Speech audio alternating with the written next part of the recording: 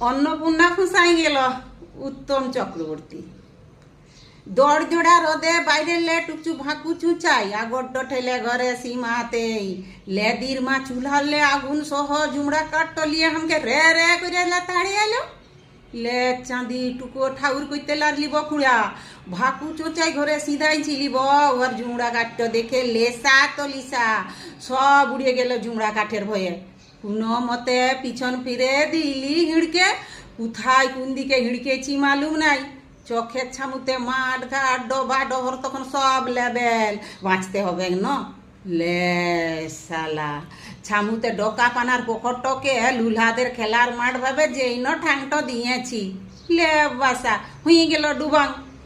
এক গোলা ঝুলে ডাকা পানায় লোটো পটো হুঁয়ে এক ঠেঙে খবরাটো উঁচায় দাঁড়াইয়াছি। যাক বাপ, এবারের মতন বাঁচলি গুণমতে। মাইয়া তো নয়, ডবল জীবন্ত রক্ত চোঁচা কালি। মাথা টজলে ভিজতে এইটুকু ঠান্ডা হইল, ভাবতে লাগলি লেদির মা হামকে লেতড়াইলে কেন? ইমন তো কিছু নাই করি যে উহার মোটকাটো গরম হবে।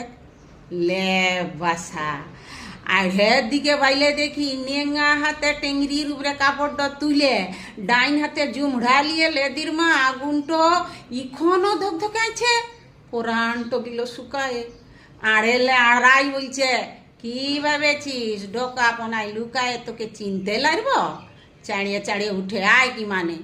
ঘর গুড়া জমিন পড়চা কোথায় লুকিয়ে রেখেছিলি সব?